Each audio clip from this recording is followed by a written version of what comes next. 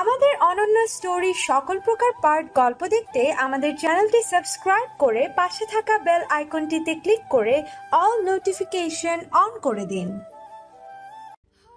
আমাকে যে দিল মৃত্যু যন্ত্রণা, তাকে পড়িও খোদা তুমি সুখের মালা। লাইনটুকু শুনে অর্ষা চমকে পেছনে তাকালো। তার আঁকিবুকি করা সেই প্লেনটা এখন আহনাফের হাতে। আহনাফের বলা লাইনটাও তারই লেখা। নিশ্চয়ই নিচে তার সামনেই পড়েছিল। আহনাফ 2 কদম এগিয়ে আসলো। অন্য একটা চেয়ার নিয়ে বসলো অর্ষার মুখোমুখি। এতটা ভালো হওয়া উচিত নয়। মানে? প্রশ্ন করলো অর্ষা। এই যে আপনি যেরকম উদার মনের, যে আপনাকে মৃত্যু যন্ত্রণা দিয়ে গেছে, আপনি খোদার কাছে তার জন্য সুখ প্রার্থনা করছেন। হ্যাঁ করছি। কেন করছেন? আমি তার মতো নই, তাই। সে আমাকে ভালোবাসেনি, কিন্তু আমি তো বাসি। এখনো? অর্ষা চুপ করে আছে। আহনাফ বলল, একটা কথা কি জানেন, প্রতারকদের ভালোবাসা দিতে নেই। যেই মানুষ আপনাকে ভেঙে চুরে যাবে সে শুধু আপনার ঘৃণাটুকুই ডিজার্ভ করে, ভালোবাসা নয়। আমায় নিয়ে আপনি কেন এত ভাবছেন? আহনাফ কয়েক সেকেন্ড মৌন থেকে বলল, কারণ আমিও আপনার মতোই একজন ভাঙা মনের মানুষ, তাই আপনার কষ্ট হয়তো আমি একটু হলেও অনুভব করতে পারছি। অর্ষা চুপ করে রইল। আহনাফ বলল, এইভাবে নিজেকে শেষ করার কোনো মানে হয় না। কলেজে যাওয়া শুরু করুন, ক্লাস করুন, ফ্রেন্ডসদের সঙ্গে হ্যাং আউট করুন, এর মাঝে শুধু 5 বার আল্লাহর সঙ্গে সাক্ষাৎ করুন। নিজের মনের কথা, দুঃখ, কষ্ট সব তাকে বলুন, দেখবেন নিজেকে হালকা লাগছে। অর্ষা তীক্ষ্ণ দৃষ্টিতে তাকিয়ে আছে। আহনাফ মৃদু হেসে বলল, অন্য কিছু ভাববেন না, আমি আপনার শুভাকাঙ্ক্ষীর মতোই। আপনার ভালো চাই। যে কোনো সময়ে বিপদে আমি আপনার পাশে থাকতে চাই, একজন বন্ধু হিসেবে। অর্ষা আকাশের দিকে তাকিয়ে বলল, আমার মতো এমন ভাঙা অর্ষা অনেক আছে পৃথিবীতে, কিন্তু আফসোস সেই অর্ষাদের সামলানোর জন্য আপনার মতো কোনো আহনাফ নেই। রবীন্দ্রনাথ ঠাকুর একটা সুন্দর কথা বলেছেন জানেন? আহনাফের প্রশ্ন শুনে দৃষ্টি ফেরালো অর্ষা। ওকে ভাবলেশীনভাবে তাকিয়ে থাকতে দেখে আহনাফ বলল, আমিও আসলে কথাটা শুনেছি, যদিও অনেক আগের, তবে লাইনটা আমার বেশ পছন্দের। রবীন্দ্রনাথ ঠাকুর বলেছেন, জোর করে কাউকে ধরে রাখার প্রয়োজন নেই, যে থাকার সে থাকবেই, আর যে চলে যাওয়ার সে চলে যাবেই। শুনেছেন? আমি তো কাউকে জোর করে ধরে রাখিনি, আটকাইওনি। মনের দিক দিয়ে তো ঠিকই আটকে রেখেছেন। সারাদিন রাত তাকে নিয়েই ভাবেন, তাহলে আপনি তাকে চলে যেতে দিলেন কোথায়? সে আপনার জীবন থেকে যেরকম চলে গেছে, তাকে একেবারে মন থেকেও বিদায় দিয়ে দিন। এত সোজা? জানি কঠিন, তবে অসম্ভব তো নয়। বেঈমান প্রতারকদের মনের ভেতর রাখলে একসময় মনে অসুখ হয়ে যাবে, তখন তিলে তিলে মরতে হবে। বেঁচে আর রইলাম কই? মানুষটা তো আমাকে জীবন্ত লাশ বানিয়ে দিয়ে গেছে। আহনাফ দীর্ঘশ্বাস নিয়ে বলল, আপনার সিচুয়েশন আমি বুঝতে পারছি। একটা জিনিস কি আপনি বুঝতে পারছেন না, যে আপনি মরীচিকাকে আঁকড়ে ধরে আছেন? আমি কাউকে আঁকড়ে ধরে নিই, আমি শুধু এখান থেকে বের হতে পারছি না, এতটুকুই। আহনাফ নিষ্পলকভাবে তাকিয়ে আছে। অর্ষা কেঁদে ফেলল হঠাৎ। অন্যদিকে তাকিয়ে বলল, আমি মানতেই পারছি না, জানেন আমাকে এত বাজেভাবে ঠকানো হবে আমি ভাবতেও পারিনি। ও যদি আমাকে বলতো যে আমাকে আর ভালো লাগে না, আমাকে ভালোবাসে না, আমার সাথে থাকতে চায় না, তাহলে বিশ্বাস করুন কষ্ট হলেও আমি ওর পথ থেকে সরে আসতাম, ওকে কোনো দোষারোপ করতাম না।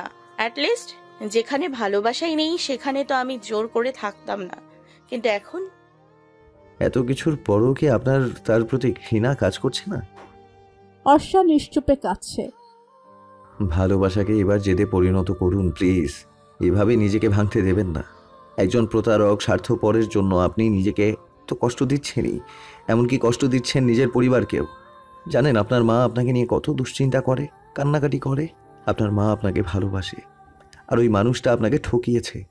কাকে ভালোবাসা উচিত আর কাকে কষ্ট দেওয়া উচিত বুঝতে পারছেন না এখনো? অর্ষা ফুফিয়ে বলে উঠল, আমি পারছি না, কি করব? চেষ্টা করতে হবে, চেষ্টা করলেই পারবেন। শুধুমাত্র ভুলে যান যে ওই মানুষটাকে আপনি ভালোবাসতেন। সে ভালোবাসা ডিজার্ভ করে না। আর এইভাবে একা একা থাকা যাবে না, মানুষের সাথে মিশতে হবে, কথা বলতে হবে। অর্ষা কিছু বলল না। অর্থি তখন দৌড়ে আর্ট পেপারটা নিয়ে এলো, অর্ষার হাতে দিয়ে বলল, দেখো তো আপু কেমন হয়েছে, এখন শুধু রং করাটা বাকি। অর্ষার চোখের পানি মুছে ছবিটা দেখলো। অর্থি অর্ষার ছবি এঁকেছে। এতক্ষণ যেমন অন্যমনস্ক হয়ে বসেছিল অর্ষা, ঠিক সেই ছবিটাই এঁকেছে। শুধু অর্ষা নয়, পাশে আনাফও রয়েছে। সে কেমন যেন গভীর দৃষ্টিতে তাকিয়ে আছে। অর্থি হেসে বলল, আমি আপুর ছবিই আঁকছিলাম, পরে আপনি এলেন, মনে হলো আপনাকেও এঁকে ফেলি। কেমন হয়েছে? কথাগুলো আনাফের উদ্দেশ্যে বলল। আনাফ বিস্মিত হয়ে বলল, চমৎকার, তুমি যে এত সুন্দর ছবি আঁকো আমি তো সেটা জানতাম না। অর্থি তার চুলগুলো ঠেলে পেছনের দিকে দিয়ে বলল, এখন তো জানলেন। আনাফের সাথে অর্ষা মৃদু হাসল। আনাফ বলল, ছবিটা কি আমি নিতে পারি? অর্থি বলল, ওকে, কিন্তু এখন না, ফিনিশিং হলে। ঠিক আছে। অর্থি আবার ছবিটা নিয়ে নিজের জায়গায় চলে গেল। আনাফ অর্ষাকে বলল, রেডি হয়ে নিন। কেন? পার্লারে যাবেন? আপনি কি আমার সাথে মজা করছেন? আপনার মনে হয় আমি পার্লারে যাওয়ার মতো অবস্থায় আছি? তাও যেতে হবে, যে কাজ করেছেন। মানে? এত সুন্দর চুলগুলো আপনি কাটলেন কিভাবে? একবারও কি হাত কাঁপলো না? এখন বেশ সাইজ চুলগুলো তো সাইজ করতে হবে। ঐশী আপু আর তামিম পার্লারেই আসবে, আমাকে পাঠিয়েছে আপনাকে নেয়ার জন্য। আপনারা সবাই কি কাজটা ছেড়ে দিয়ে আমায় নিয়ে পড়ে আছেন? আনাফ আসার চেষ্টা করে বলল, না, সেই সুযোগ তো আপনি দেবেন না। তামিম বিয়ের জন্য ছুটি নিয়েছিল অফিস থেকে, সেই ছুটি তো এখনো কাটাচ্ছে। আর ঐশী আপু তো জব ছেড়ে দিয়েছে শুনেছি। আর আপনি? আপনার তো বিয়ে না, আপনাকে নিশ্চয়ই এতদিন ছুটি দেয়নি। আনাফ হেসে বলল, না, দেয়নি। তবে আমি এই জবটা ছেড়ে দিয়েছি, অন্য জায়গায় অ্যাপ্লাই করা আছে। ইন্টারভিউয়ের জন্য ডাকেনি এখনো, ডাকলে যাব। আর আমার ইচ্ছে ছিল তামিমের বিয়েটা হয়ে গেলেই একদম জবে জয়েন করব। চাকরি কেন ছেড়েছেন? আমি যাদের ঘৃণা করি তাদের মুখোমুখি হতে চাই না আজ, তাই। মানে তেমন কিছুই না, সত্যিকে দেখতে ইচ্ছে করে না। বারবার নানান বাহানায় আমার কাছে আসাটাও আমার পছন্দ হচ্ছে না, তাই। ও, আমরা ছেলেরা আবার এত ইমোশনাল নই, নিজেদের আবেগকে কন্ট্রোল রাখতে পারি। আপনারা ছেলেরা কি ভালোবাসতেও জানেন না? বিষাদিত স্বরে জিজ্ঞেস করলো অর্ষা। আনাফ দীর্ঘশ্বাস নিয়ে বলল, জানি, আমরা সব ছেলেরা তো এক নই, সবাই প্রতারক নই। অর্ষা প্রত্যুত্তর করল না, প্রসঙ্গ বদলে বলল, আপনাকে একটা অনুরোধ করব। কি? আপু আর তামিম ভাইয়ের বিয়েটা যেই ডেটে হওয়ার কথা ছিল ওই ডেটেই যেন হয়, এটা আপনি বাড়ির সবাইকে বোঝাবেন। এটা কি করে সম্ভব আপনার এই অবস্থায়? আমার জন্য শুধু শুধু বিয়ে পেছানোর দরকার নেই, কত মানুষকে জানানো হয়ে গেছে, আমি নিজেকে সামলে নিব। পারবেন? অর্ষা দীর্ঘশ্বাস নিয়ে বলল, ইনশাল্লাহ পারবো, পারতেই হবে। আর না পারলে আপনি আছেন না সাহায্য করার জন্য, ফ্রেন্ড। আনাফ কাঁধ উঁচিয়ে বলল, গ্রেট, আমি সব সময় আপনার পাশে আছি। পার্লারে গিয়ে চুল কাটার পর কাঁধেরও একটু ওপরে উঠে গইলে সাইজ করতে গিয়ে আয়নায় নিজেকে দেখে অর্ষার ভীষণ কান্না পেল। ঝোঁকের বশে কি করে ফেলেছে সে, তাও একটা প্রতারকের জন্য। নিজের চুলের জন্য তার মায়াও হতে লাগলো। আনাফ সেটা খেয়াল করে বলল, আবার নিজের যত্ন নেবেন, চুলের যত্ন নেবেন, দেখবেন নিজের সাথে সাথে চুলও আগের মতো ছলমল হয়ে গেছে। অর্ষা স্মিত হাসলো। ঐশী বলল, ছোট চুলেও তোকে অনেক সুন্দর লাগছে। সান্ত্বনা দিচ্ছিস? না, সত্যিটাই বললাম। পাশ থেকে তখন তামিম বলল, আমিও কিন্তু ঐশীর সাথে সহমত। বউয়ের সাপোর্ট তো নেবেনই। শালিকার সাপোর্টেও আছি, চিন্তা করো না। চলো সবাই মিলে কোথাও থেকে ঘুরে আসি। অর্থও এসেছিল আনাফ এবং অর্ষার সাথে। ঘুরতে যাওয়ার কথা শুনে লাফিয়ে উঠে বলল, চলো চলো। সবাই মিলে গেল সুন্দর একটা রেস্টুরেন্টে। গাছগাছালি দিয়ে ডেকোরেট করা, বেশ সাজানো গোছানো। ছবি তোলার জন্য অনেক সুন্দর সুন্দর জায়গা আছে। মানুষজনের সংখ্যা এখন নিতান্তই কম। অর্থি একা একা ঘুরছিল বলে ওর সাথে অর্ষাও গেল। তামিম তখন আহনাফকে বলল, তুই বসে আছিস কেন? ওদের সাথে যা। টাইম চাষ বললেই তো হয়। পিঞ্চ মেরে বলে আহনাফ উঠে গেল। কিছু দূর এগিয়ে যাওয়ার পর দেখলো অর্থি অর্ষার ফোন দিয়ে একা একা সেলফি তুলছে। কাছে গিয়ে আহনাফ জিজ্ঞেস করলো, তোমার আপু কোথায়? আপুকে তো ওই দিকে যেতে দেখলাম। হাতের ইশারায় দেখালো অর্থি। আচ্ছা তুমি ছবি তোলো, আমি আসছি। অর্ষাকে খুঁজতে খুঁজতে আহনাফ পেয়েও গেল। একটা পুলের কাছে দাঁড়িয়েছিল সে। কাছে যাওয়ার পর বুঝতে পারলো অর্ষা কাছে। আহনাফের খারাপ লাগা, রাগ, জেদ সব কাজ করেছিল একসাথে। মানুষ ভালোবাসতে না পারলে এমন বাজেভাবে ঠকাই কেন? একটা মানুষকে এভাবে নিঃশেষ করে দিয়ে কি এর আদৌ ভালো থাকে? আহনাফ দীর্ঘ শ্বাস নিয়ে পেছন থেকে ডাকলো, হর্ষা। অর্ষা দ্রুত চোখের পানি মুছে ঘুরে দাঁড়ালো। আহনাফ তাকিয়ে আছে ওর ভেজা নেত্রদয়। সে প্যান্টের দু পকেট থেকে হাত বের করে অর্ষার মাথায় এক হাত রাখলো, অন্য হাত দিয়ে চোখের পানি মুছে দিয়ে বলল, জানি না আমার কথা কিভাবে নেবেন। এটা নিয়ে আমি ভাবতেও চাইছি না। আপনার যা ইচ্ছে আমাকে যা ইচ্ছে ভাবতে পারেন। আমি শুধু বলতে চাই, আমাকে ভালো রাখার দায়িত্ব দেবেন আমাকে। বাড়িতে আসার পর থেকে ঝিম মেরে বসে আছে অর্ষা। আহনাফের কথাটি মাথায় ঘুরছে, যদিও সে কোনো জবাব দেয়নি। জবাব নেইও তার কাছে। তৎক্ষণাৎ ঐশীর কাছে চলে গেছিল। এরপর আর কথা হয়নি ওদের মধ্যে। নিজের রুমে শুয়ে সে যখন দোলা চলেছিল, তখনই আননোন নাম্বার থেকে কল এলো তার ফোনে। রিহান কল করেছে ভেবে ভীষণ আনন্দিত হয়ে কল রিসিভ করলো সে। কিন্তু ওপাশ থেকে ভেসে হলো অন্যজনের কণ্ঠ। হতাশ হলো সে। হ্যালো, শুনছেন? প্রশ্ন করলো আহনাফ। অর্ষা দীর্ঘশ্বাস নিয়ে বলল, হুম। সরি রাতে কল করার জন্য। ব্যাপার না। রাগ আমার উপর? না। তাহলে উত্তর দেননি কেন? কি উত্তর দিব? আপনাকে ভালো রাখার দায়িত্ব নিতে চেয়েছিলাম। কত দিনের জন্য? মানে ঠিক কত দিনের জন্য দায়িত্ব নিতে চাচ্ছেন? আজকাল তো সবাই শুরু থেকে নিজের দায়িত্ব দেখায়, এরপর পিছু পা হয়ে যায়। অনেক সময় দেখা যায় সবচেয়ে বেশি কষ্ট পড়ে ওই মানুষটাই দিয়েছে। আহনাফের ভীষণ বলতে ইচ্ছে করছিল, সবাই আপনার রিহানের মতো নয়। কিন্তু অর্ষার মানসিক অবস্থা ভালো নয় এবং এভাবে কথা বললে মেয়েটা কষ্ট পাবে ভেবে সেই ইচ্ছেটুকু এড়িয়ে গেল। শান্ত কণ্ঠে বলল, যদি বলি সারা জীবনের জন্য? অর্ষা হাসলো। আহনাফ বলল, হাসছেন? হ্যাঁ হাসছি, কারণ কেউ সারা জীবন পাশে থাকে না। আমি থেকে দেখিয়ে দিতে চাই, একজন আপনার বিশ্বাস ভেঙেছে বলে আপনি সবাইকে অবিশ্বাস করতে পারেন না। আমি এখন ভয় পাই, সত্যি মানুষ ভয় পাই আমি। আহনাফ অনেকক্ষণ চুপ করে থেকে বলল, স্বাভাবিক, কিন্তু আমায় একবার বিশ্বাস করা যায়? আমায় নিয়ে এত চিন্তিত হতে হবে না। আপনার আমার প্রতি এত উদারতা দেখে ভালো লাগলো, কিন্তু আমার দায়িত্ব আমি নিতে পারবো। কিভাবে নেবেন? এখন যেভাবে নিচ্ছি। রাইট।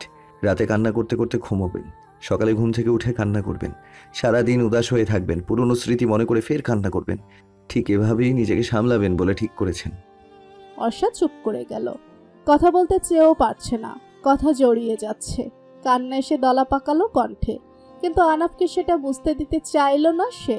আহনাফ নিজে থেকেই বলল, এভাবে কোনো লাইফ চলতে পারে না অর্ষা, বের হতে হবে এখান থেকে। অর্ষা নিজেকে কন্ট্রোলে রাখতে না পেরে কল কেটে দিল। ফোন বন্ধ করে আবারও সে কান্নাকে সঙ্গী করে নিল। এত যন্ত্রণা আর সহ্য হয় না তার। আর কতগুলো খারাপ দিনের পর ভালো দিন আসবে? আদৌ কি আসবে সেই কাঙ্ক্ষিত ভালো দিন? সকালবেলা শম্পা এসে অর্ষাকে জোরপূর্বকই ভার্সিটিতে নিয়ে গেল। উদ্দেশ্য মন ভালো করা, কিন্তু সব সময় চাওয়া আমাদের ইচ্ছে মতো পূরণ হয় না। আমরা যা চাই তাই পাই না, যা পাই অনেক সময় হয়তো চাই না। সৃষ্টিকর্তা যা চান সেটা হবেই বলে হয়তো। কলেজে যাওয়ার আগেই অর্ষা দেখতে পেল রিহান সেই মেয়েটাকে নিয়ে রাস্তা পার হচ্ছে। দুজনকেই বেশ হাসি খুশি লাগছিল। অর্ষার বুকে যেমন মোচড় দিয়ে উঠল, সেই সাথে নিজের উপর তার ভীষণ ঘৃণাও হলো। এই মানুষটার জন্য সে দিনরাত কান্না করে যাচ্ছে, যে কিনা দিব্যি হাসি খুশি আছে, ভালো আছে, তা আবার অন্য কারোর সাথে। অর্ষার চোখ ছলছল করছে। শম্পা অর্ষার হাত শক্ত করে চেপে ধরে বলল, খবরদার, এক ফোঁটা পানিও যেন তোর চোখ থেকে না পড়ে বলে দিচ্ছি অর্ষা। ওই বেঈমানটাকে দেখ আর শেখ কিভাবে ভালো থাকতে হয়। এরপরও কি তুই নিজের ভালোটা বুঝবি না? অর্ষা কোনো জবাব দিল না। সে দুহাতে চোখের পানি মুছে ব্যাগ থেকে ফোন বের করলো। শম্পা বিস্মিত হয়ে বলল, কি করছিস তুই? কাকে ফোন দিচ্ছিস? দিবি না? তোর কি আত্মসম্মান নাই একটু? কেন ছোট হবে ওর কাছে? অর্ষা এবারও কোনো জবাব দিল না। কল লিস্টে গিয়ে নাম্বারে ডায়াল করলো। শম্পা রাগারাগি করে যাচ্ছে। অর্ষা, আমার কথা শোন প্লিজ, নিজেকে আর ছোট করিস না। হ্যালো, আহনাফ চৌধুরী। শম্পার মুখ হঠাৎ করেই বন্ধ হয়ে গেল। ওপাশ থেকে আহনাফ বেশ অবাক হয়েই বলল, ইয়েস। অর্ষা ফুফিয়ে বলল, আপনি না বলেছিলেন আমাকে ভালো রাখার দায়িত্ব নেবেন? হ্যাঁ বলেছিলাম, আপনি রিজেক্টও করেছিলেন। এখন আমি সেই দায়িত্বটা আপনাকে দিতে চাই। আপনি কাঁদছেন? অর্ষা চুপ হয়ে গেল। কান্নার সময় বা ভীষণ মন খারাপের সময় কেউ এরকম ধরনের প্রশ্ন করলেই কান্নার গতি বেড়ে যায়। আহনাফও কয়েক সেকেন্ড মৌন থেকে বলল, যখন চেয়েছিলাম তখন দায়িত্ব দেননি, এখন নিজ থেকেই বলছেন। এখন তো আমি এভাবে দায়িত্ব নেব না, সরি। বলে ফোন কেটে দিল আহনাফ। অর্ষা থম মেরে দাঁড়িয়ে আছে। শম্পা জিজ্ঞেস করলো, কি বলবো? বাড়ি যাব। কয়েক ফোঁটা অশ্রু গড়িয়ে পড়ল অর্ষার চোখ বেয়ে। শম্পা আর কিছু জানতে চাইল না। দীর্ঘ শ্বাস নিয়ে বলল, চল। মানুষ যেমন অধিক কষ্টে বা শোকে পাথর হয়ে যায়, অর্ষার নিজেকেও এখন তেমনই মনে হচ্ছিল। আহনাফ তো নিজে থেকে এসেছিল, ভালো রাখার দায়িত্ব নিবে বলেছিল, আর এখন যখন অর্ষা সেই দায়িত্বটা দিতে চাইল তখন মানুষটা ভাবে পিছু হটে গেল। অর্ষা হাসলো বিদ্রুপ করে। নিজের বোকামের জন্য নিজের প্রতি তার করুণা হতে লাগলো। পুরো পথে শুধু শম্পাকে একটা কথাই বলল, কিছু মানুষ থাকে যাদের কপালে সুখ নেই, আমি হচ্ছি সেই মানুষ, জানিস? শম্পাও কিছু বলতে পারলো না। কি বা বলবে সে? কেবল তার ভীষণ দুঃখ হতে লাগলো ভাঙা মেয়েটির জন্য।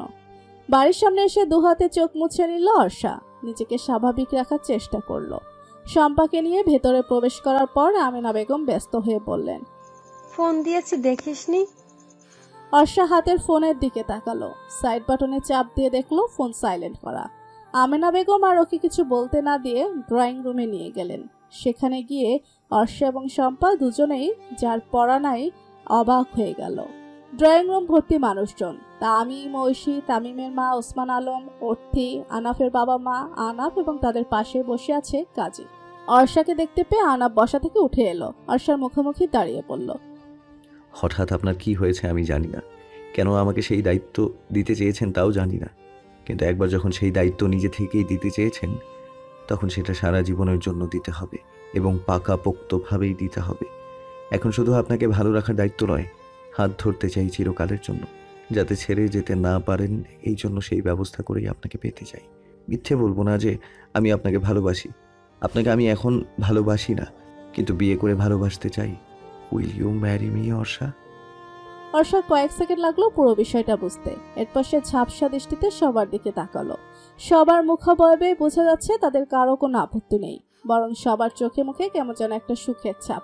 অর্ষা মায়ের দিকে তাকালো। তার মায়ের চোখেও পানি, কিন্তু ঠোঁটে হাসি। তিনি মাথা ঝাঁকিয়ে সায় দিলেন। শম্পাও খুশিতে পাশ থেকে বলল, বল। অর্ষা আর কিছু ভাবলো না, কেবল আনাফের চোখের দিকে তাকিয়ে বলল, ইয়েস আই উইল। আনাফ ভুরু কুঞ্চন করে জিজ্ঞেস করলো, ভেবে উত্তর দিচ্ছেন তো? আমি কিন্তু এখন বেকার। পাশ থেকে তখন আনাফের বাবা আতিক চৌধুরী বললেন, নাটক তো তুমি কম জানো না বাবা। তামিম তখন জিজ্ঞেস করলো, কেন আঙ্কেল, কি হয়েছে? কি হয়নি বলো? আমি আজ অফিসে যাইনি, ড্রয়িং রুমে নিউজ দেখছিলাম, আহনাফ পাশেই ছিল। হঠাৎ দেখে ওর ফোন বাজছে, ফোন নিয়ে রুমে চলে গেল। কয়েক মিনিট বাদে হন্তদন্ত হয়ে রুম থেকে বেরিয়ে আমাকে আর তোর আন্টিকে বলতেছে আমি বিয়ে করব। ওর কথার কি জবাব দিব আর ভেবেই কুল পাচ্ছিলাম না। ছেলের মাথা গেল কিনা কে জানে। পরে তোর আন্টি জিজ্ঞাসা করলো কাকে বিয়ে করবে। আহনাফ কোনো উত্তরই দিল না, শুধু বলল গাড়িতে তো বলবো চলো। এরপর গাড়িতে উঠেই সব বললো, আর তোকে তো গাড়িতেই কল করে বললো কাজে নিয়ে আসতে। উপস্থিত সবাই হেসে ফেলল। তামিম হাসতে হাসতেই বলল, আমি তো বিশ্বাসই করতে পারছিলাম না আঙ্কেল। পরে ওর কণ্ঠ শুনে মনে হয়েছিল যে আসলেই হয়তো সিরিয়াস। পরে আমি মা আর কাজে নিয়ে বাসায় আসার পথে ঐশীকে কল করে সব বললাম। ঐশী আব্বা আম্মাকে বলেছে মনে হয়। এরপর তো আপনারাই এলেন। অর্ষা বিস্মিত হয়ে সব শুনছিল। কলেজ থেকে বাড়িতে আসার পথে জ্যামে পড়েছিল। কতক্ষণই বা জ্যাম ছিল। সব মিলিয়ে বাসায় আসতেও 30 থেকে 40 মিনিট লেগেছে। এর মাঝেই আনাফ সব কিছু ম্যানেজ করে ফেলল, এমনকি অর্ষার বাবা মাকেও। আতিক চৌধুরী বললেন, আমাদের নাগানি চুবানি খাইয়ে এখন বেকারে নাটক করছো না? তোমার জন্য বাসায় ভাত রান্না হলে ওর জন্যও হবে। আনাফ হেসে বলল, তুমি বললে তো হবে না আব্বু, যে আমাকে বিয়ে করবে তার তো উত্তর দিতে হবে। অর্ষা তখনও ঘরের মাঝে ছিল। তৎক্ষণাৎ জবাব দিতে না পারলেও পরক্ষণে বলল, আমার সমস্যা নেই। আলহামদুলিল্লাহ। সবাই সমস্যারে বলে উঠল। এরপর একদম ঘরোয়া পরিবেশে অর্ষার বিয়ে হয়ে গেল। অল্প সময়ের মধ্যেই বিয়েটা হয়ে যাচ্ছে বলে শপিং করার সময় পায়নি আহনাফ। তবে ওর এক পরিচিত বন্ধু আছে, ওকে কল করে বলে দিয়েছে ইমার্জেন্সি একটা বেনারসি শাড়ি কিনে যেন ওর পাঠানো ঠিকানাতে নিয়ে আসে। এত তাড়াহুড়োতে আনাফ ওর বাবা মাকে নিয়ে এসেছে যে আসার সময় গয়নাও আনতে পারেনি সাজেদা বেগম। এই নিয়ে কিছুক্ষণ তিনি আনাফকে গালমন্দও করলেন। ওসমান আলম তখন বললেন, সমস্যা নেই বেয়ান, বিয়ে তো এখন ঘরোয়াভাবে হচ্ছে, হোক। ঐশীর বিয়ের পর অর্ষার বিয়েটাও আমি ধুমধাম করেই দিব ইনশাআল্লাহ। তখন আর কোনো কিছুই কমতি থাকবে না আশা করছি। এরপর আর কারো কোনো কিছুতে আপত্তি রইল না। দুই পরিবারের সম্মতিতেই আনাফ এবং অর্ষার বিয়ে হয়ে গেল। তামিম আড়ালে গিয়ে আনাফকে জিজ্ঞেস করলো, বউ নিয়ে যাবি নাকি রেখে যাবি? রেখে যাওয়ার জন্য কি বিয়ে করেছি? হাত ধরেছি যখন, এখন এই মুহূর্ত থেকে ওর সব দায়িত্ব আমার।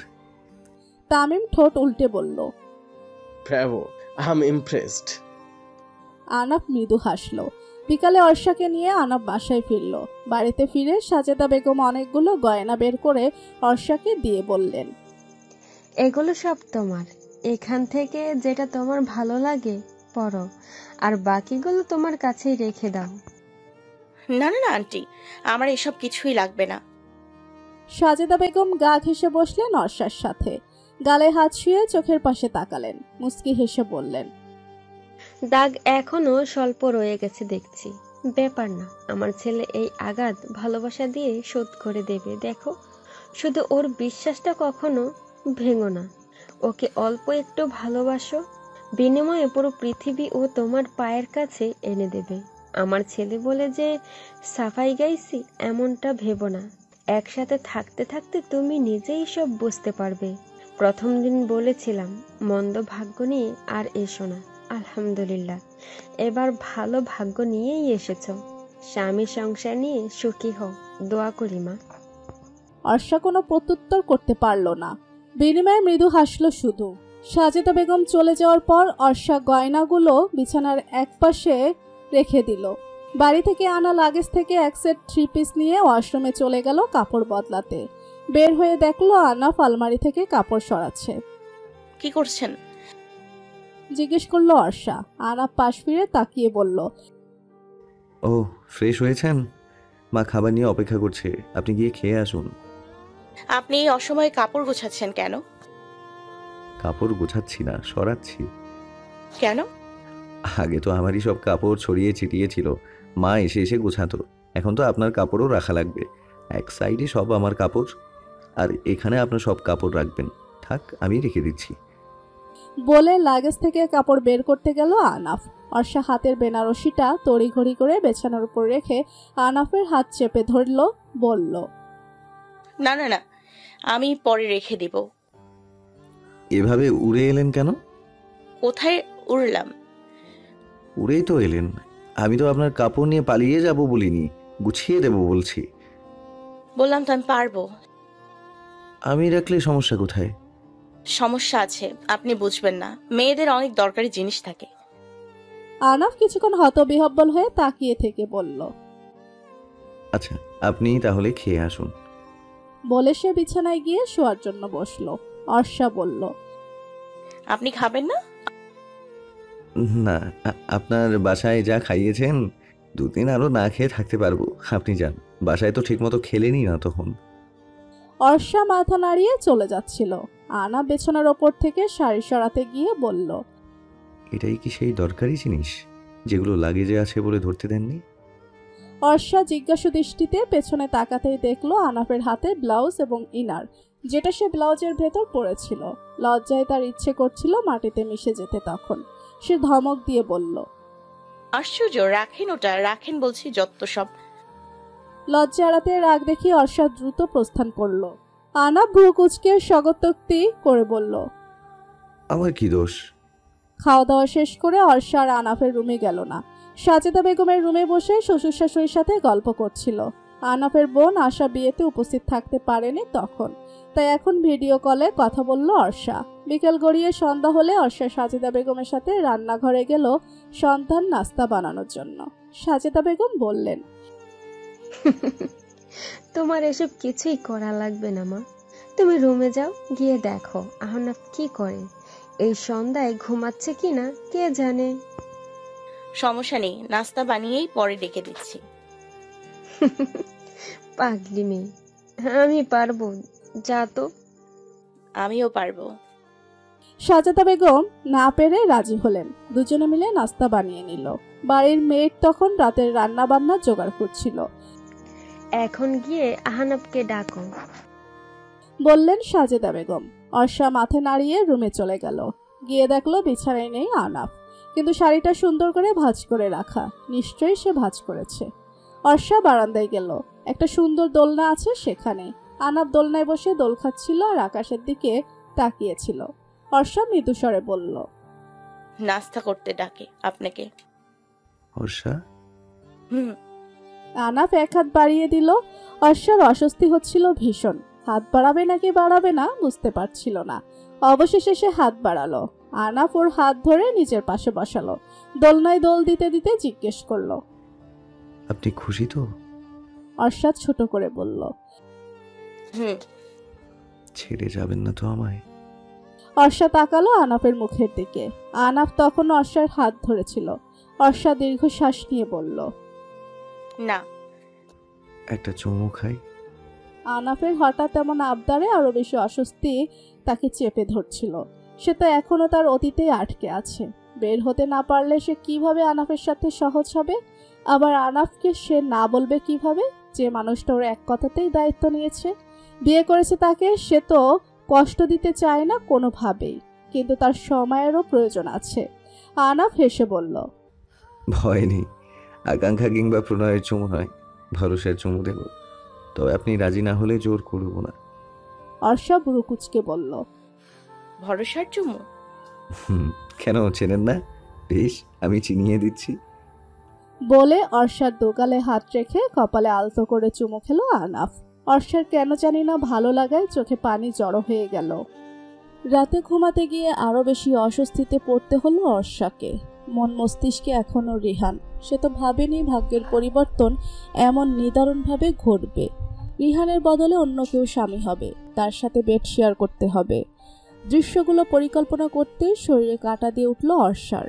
আনাফ শুয়ে শুয়ে ফোন চাপছিল। অর্ষাকে দাঁড়িয়ে থাকতে দেখে জিজ্ঞেস করলো, কি হয়েছে? অর্ষা গোপনে দীর্ঘ শ্বাস নিয়ে বলল, কিছু না। আমি কি অন্য রুমে ঘুমাবো? কেন? আপনাকে দেখে মনে হচ্ছে আপনি এমনটাই চাচ্ছেন।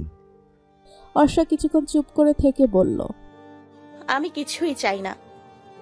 এরপর সে খাটে উঠে এক পাশ ফিরে শুয়ে পড়ল। আনাফ দোনামোনা করে উঠে লাইট অফ করে এসে নিচেও শুয়ে পড়ল। সকালে তার ঘুমও ভাঙলো। যেই কাত হয়ে শুয়েছিল সেই কাত হয়ে পাশে ফিরে দেখলো অর্ষা তখনও ঘুমাচ্ছে। ওর ছোট কাটা চুলগুলোতে প্রায় অর্ধেক মুখ ঢেকে গেছে। চুলের সাইজ এখন এমনই যে বেনি করারও উপায় নেই। ঝুটি করলেও ছোট চুল বিধায় বেরিয়ে যায়। আনাফ একটা দীর্ঘশ্বাস নিল। অর্ষার মুখের ওপর থেকে চুল সরাতেই হু হু করে কেঁদে উঠল অর্ষা। আনাফ হকচকিয়ে উঠে বসলো। নিজেকে ধাতস্থ করে বুঝতে পারল অর্ষা বোধহয় আরো অনেকক্ষণ ধরেই কাঁদছে। কি হয়েছে জানতে চাইল আনাফ। অর্ষার চোখ বন্ধ, কিন্তু পানি অবিরতভাবে পড়ছে। আনাফ সংশয়ে জিজ্ঞেস করল, আমি কি খুবের মধ্যে কিছু করেছি? অর্ষার কোনো জবাব এলো না। আনাফ ওকে উঠিয়ে বসালো। চোখের পানি মুছে দিয়ে বলল, আমাকে কিছু না বললে আমি বুঝবো কিভাবে? আমাকে বলুন। অর্ষা ফুফিয়ে ফুফিয়ে বলল। আমার ওর কথা মনে পড়ছে। আহনাফ কিছুক্ষণ বুঝতে পারল না যে কি করবে বা কি বলবে। বউয়ের চোখে প্রাক্তনের জন্য পানি নিশ্চয়ই সহ্য করার মতো নয়, কিন্তু সে তো অর্ষার অবস্থান সম্পর্কে অবগত। কতটা ভেঙে গেছে এই মেয়েটা তার চেয়ে বেশি ভালো আর কে বুঝতে পেরেছে। রাগ কিংবা অভিমানের বদলে অর্ষার জন্য আহনাফের ভীষণ মায়া হলো।